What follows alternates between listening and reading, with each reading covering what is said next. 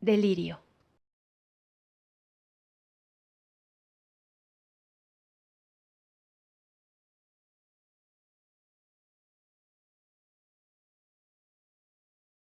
Me llamo Juana, la loca. Y no soy un personaje histórico, aunque coincide en nombre y apodo. Nací en 1973, en pañales que no fueron de seda, y en lugar de cuna, tuve una hamaca. Mi madre murió el mismo día en que me parió, así que nunca supe cómo era su rostro, ni me enteré cuál había sido la mejor virtud de su carácter. Las monjas me bautizaron con el nombre de Juana, porque fue el día en que mi padre me envolvió en una sábana hecha de retazos y me regaló al orfanato. Era 24 de junio, día de San Juan. En el hospicio tuve muchos hermanos y hermanas. Nuestro padre fue Jesús y nuestra madre, la Santa Virgen María. La rareza de esa relación parental perturbó por muchos años mi infantil imaginación. María era la mamá de Jesús, por tanto, debió ser mi abuela, no mi madre, lo cual me hizo sospechar desde muy temprana edad la inmoralidad de esa relación. Nunca nadie me adoptó, ni me hizo falta que alguien lo hiciera. Intuyo que el tema de mi apariencia tuvo algo que ver. Mi pelo blanco, mi nariz pequeñita, la insólita blancura de mi piel albina o la transparencia azulada de mis ojos rasgados. No lo sé. Un angelito caído en desgracia, dijo el hombre que me convirtió en mujer, después de eyacular dentro de mí, para después atormentarse con la culpa. Tenía yo 22 años. No puedo decir que mi vida hasta entonces haya sido un acontecimiento adverso. La verdad es que fui una chiquilla feliz en aquel paraíso de oraciones, reglas a seguir y una infancia que parecía nunca terminar. Tuve regalos de Navidad, pastel de cumpleaños y un dignísimo apellido compartido con cientos de niños que, al igual que yo, la orfandad nos colocó en el mismo extraño destino. Nunca me sentí diferente a nadie. Fui una niña bastante normal, pese a mi evidente condición imperfecta. Jugaba en el patio, con un gorrito especial que me cubría el rostro y las orejas. Según decían, era para que el sol no me dejara roja como un jitomate. Y más tarde, sufrir fiebres terribles y alucinaciones. Yo era muy obediente, y me lo ponía más porque me gustaba sentirme única que por la ridícula creencia de aceptar como verdad indiscutible que el astro rey fuese algo malo para mí.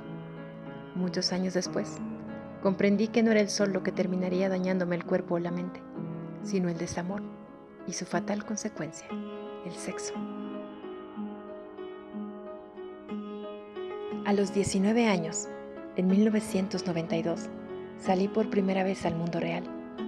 Entre mis pertenencias más valiosas se encontraban mi certificado de preparatoria, una medalla de la Virgen del Carmen, un diploma que me acreditaba como secretaria contable, un bote de laca en spray para domar mi abundante pelo rebelde y mi virginidad, obviamente.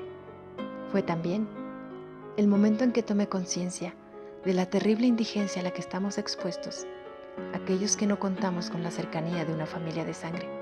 Aunado a eso, estaba el hecho de parecer una muchacha frágil, a la que los hombres observaban con morbosa curiosidad. No pasé mucho tiempo fuera del albergue cuando conseguí un empleo como secretaria en el ya desaparecido despacho contable, Vigil y Asociados. Ganaba poco, pero para alguien como yo, que nunca había tenido nada propio, era una fortuna. Mi horario me permitió tener tiempo para ir todas las tardes a la iglesia y un par de horas después terminar el día en la biblioteca pública. Amaba esos recintos de paz. Quería vivir en alguno de ellos, perderme en el mejor o peor de los casos, en sus oscuros rincones, repletos de miseria humana, encubierta con la falsa espiritualidad de los que aparentan ser sabios. Me hubiera gustado tanto pasar del orfanato al convento, pero tempranamente comprendí que si quería gozar sin remordimiento del placer carnal que otorga el sexo, mi lugar no estaba ahí, aunque una parte de mí reclamara pertenecerle a Dios. Deseaba con fervor las caricias salvajes de un hombre, o de muchos, y al mismo tiempo anidaba en mí la esperanza de convertirme en una mujer iluminada por la providencia divina y secretamente convertirme en santa. Uno de mis primeros recuerdos es verme siendo una niña, descubriendo el solitario placer, encerrada en el apolillado confesionario del altar mayor. Pasaba todas las tardes ahí dentro, con mis dedos hurgando en aquel minúsculo abismo donde las mujeres guardamos la mitad de nuestros secretos. Nadie me descubrió, o fingieron no hacerlo. Para las monjas, era solo una niña, a la que había que encauzar para no perderla en sus propias y solitarias fantasías. Me tomó años, siendo ya una adulta, no sentirme excitada con la idea de fornicar dentro de una iglesia. Y es que para mí, tener sexo y rezar van de la mano. Y cuando se presentó la oportunidad, no dudé en dejarme arrastrar por tan impúdica experiencia. Y regalé mi virginidad al bobo seminarista que prestaba servicios de diácono en la iglesia cercana a la pensión de Doña Marce, donde yo vivía. No puse resistencia. El hombre era débil. Lo seduje fácilmente. Le permití acercarse y con el mayor descaro tomé su mano y la metí bajo mi falda. Y él, sin pensarlo mucho, me llevó al rincón más próximo cercano al confesionario y se hundió dolorosamente en mí y comenzó a rezar mientras jadeaba y me arrancaba los labios de la boca con la torpeza de sus besos. Fue una experiencia mística la de esa tarde, pero más místico fue sentir su hombría desbordante dentro de mí y más tarde sentirla escurrir entre mis piernas. Nunca más lo volví a ver. Desapareció y el único recuerdo que tengo de él es su voz ronca susurrándome al oído: perdóname, Dios mío, por haber poseído a un angelito tuyo, caído en desgracia. Segura estoy que fue en ese momento cuando descubrí que estaba loca, porque me dediqué a cazar hombres dentro y fuera de los recintos sagrados de Dios. Mi urgencia sexual me convirtió en una pequeña prostituta que en lugar de recibir dinero, le regalaban indulgencias. En lo concerniente a mi trabajo, todo fue aburrimiento los primeros meses y no tenía amigos. Era simplemente Juana Inés, la secretaria de gerencia o la obra de caridad del jefe. Con el paso del tiempo, me fui acostumbrando al ritmo azaroso de la ciudad. Visitaba museos y pasaba largas horas del fin de semana recorriendo boutiques, probándome ropa que ni de chiste compraba.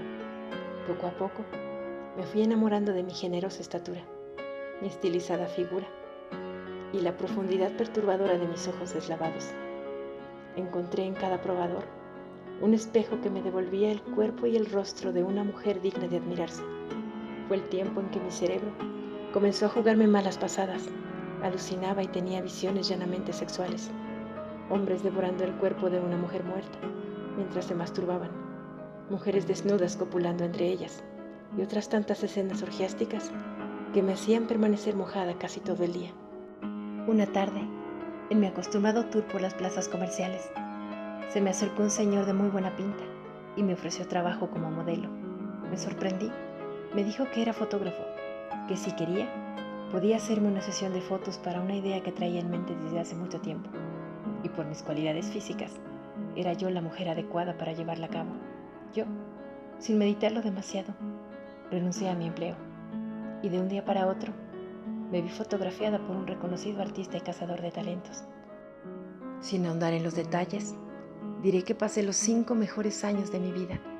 Mis pasos recorrieron las pasarelas de las grandes capitales de la moda y sin pretender ser el nuevo rostro de la industria, logré destacar como pieza clave en los desfiles de Martin Margiela, Jean-Paul Gaultier, Alexander McQueen y John Galliano.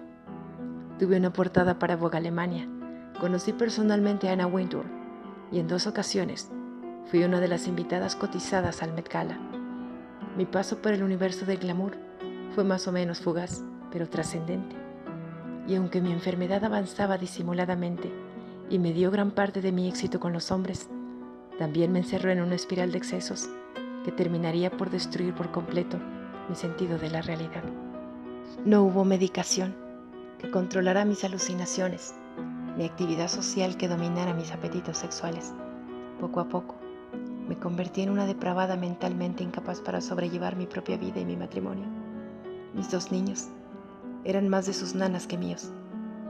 Mi marido, otrora el mejor amigo de mi agente, se malmataba para no encerrarme definitivamente en una de esas elegantemente denominadas casas de descanso para enfermos mentales, psiquiátrico o manicomio, en cualquier caso una cárcel. Pasé de ser una bella chica angelical a una horrible mujer obsesionada con las cirugías plásticas, el botox y el sexo clandestino en sitios lúgubres con hombres desconocidos. Perdí el pudor y todos mis supuestos amigos acabaron por relegarme al olvido. La dulce juventud me fue abandonando y mi nombre se difuminó del corazón de aquellos que un día me colocaron en un altar. La vulgaridad de mi linaje salió a flote y la locura reinó mi vida. Drogas, alcohol, sexo y despilfarro. Mis hijos fueron enviados por su padre a colegios privados en Suiza. Nunca los extrañé porque no los quería. ¿Cómo iba a quererlos si a mí nadie me quiso cuando nací? Además, fueron producto de un matrimonio por conveniencia, no del amor. De ese amor que nunca sentí por nadie y del que solo pude leer en novelas románticas, porque en la vida real nunca fui testigo de ningún acto de amor verdadero.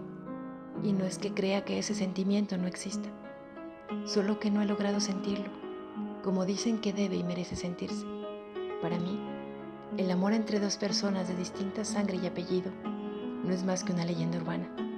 Por lo tanto, la consecuencia natural de esa unión vale casi nada para mí. Y ya que Dios me había abandonado a mi suerte, mi vida no tenía ningún propósito y dejé de preocuparme por mi propia salvación y me perdí en el bendito caos de mi mente enferma. Los rezos ya no fueron necesarios y la fe en Dios acabó por extinguirse el día en que desperté en la cama de un hospital donde me salvaron la vida después de un intento fallido de suicidio. Ese día, los médicos y mi estúpido esposo me condenaron a una vida sin razón, gobernada por la esquizofrenia. Yo no quería vivir y me obligaron a hacerlo. En serio, me quería morir. De hecho, sigo buscando el momento preciso para largarme prontamente de esta miserable existencia a la que fui condenada al nacer. Sí, doctor, sépalo de una vez. Si estoy aquí, es porque me vi obligada a escapar del infierno que era mi vida. Y créame, no me arrepiento de nada. Solo de haberme casado con este imbécil que me compró con su dinero e insiste en retenerme a su lado, dizque por mi propio bien. ¿Y ahora qué? Ya le conté lo que necesitaba. Dígame qué procede. ¿O acaso no le ha quedado claro quién soy? Soy Juana, la loca. El doctor José Luis Silva, neuropsiquiatra y director del Instituto de Investigaciones para la Salud Mental, observa a la mujer que le ha escupido una verdad que durante más de 20 años se negó a aceptar. Su esposa, su ángel, su reina y su mártir, jamás le amó, ni a él y menos aún a sus propios hijos. Y ahora le cuenta esa parte de su vida a un colega suyo que aceptó tomarla como paciente. La idea era acompañarla a esa primera cita para que no se sintiera vulnerable y pudiera calmar los nervios con su compañía. La reconocí enferma, adicta a los medicamentos y a las drogas, y creyó ingenuamente que podía ayudarla a salir de todo eso. Pero lo que no sabía era que en esa primera entrevista, Juana Inés se sincerara con descarada indiferencia. Cuando se casaron, se conformó con saber que no tenía familia y que sus padres habían muerto. Y en la vorágine de su enamoramiento, decidió no escarbar en su pasado y juró hacerla feliz. Y hoy descubría que su vida había sido una mentira. Y lo peor, una mentira que él mismo se negó a diagnosticar, dado el carácter errático e iracundo de su mujer. Y por temor a herirla con su diagnóstico, la dejó sola, lidiando con su enfermedad. Sus hijos tenían razón. Debía divorciarse de ella, abandonarla de la misma forma que Juana Inés los había abandonado emocionalmente, para dar rienda suelta a su locura.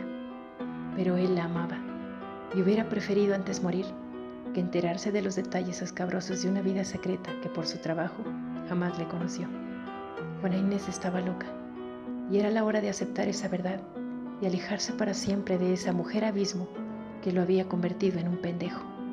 Y si quería y se lo proponía, esa desquiciada tenía la capacidad de chantajearlo de por vida con el tema de su adicción al sexo, con la cual lo tenía permanentemente drogado y rendido a sus pies. Sí, rendido a sus pies, incluso antes de que fuera su esposa, desde aquella fatal tarde-noche en que la vio entrar a la iglesia, decidida a todo, y lo envolvió en su aroma de hembra en celo, desterrándolo para siempre de la tierra prometida, abandonando su vocación clerical y exiliándose en Londres con el beneplácito de su acaudalada familia, y al mismo tiempo condenándolo a su recuerdo cada que sostenía algún tipo de relación con otras mujeres. Perdido de sí mismo y de la vista de Dios, dedicó sus días a su carrera como médico y se especializó en neuropsiquiatría.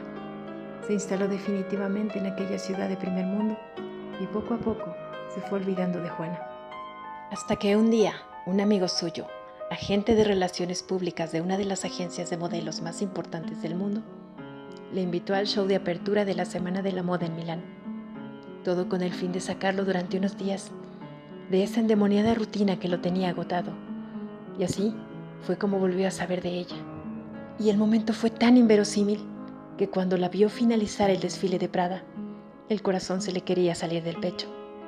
Ahí estaba ese ángel, por el que había renunciado a la santidad y se había lanzado a la accidentada y mundana vida real. Estaba tan hermosa y distinta.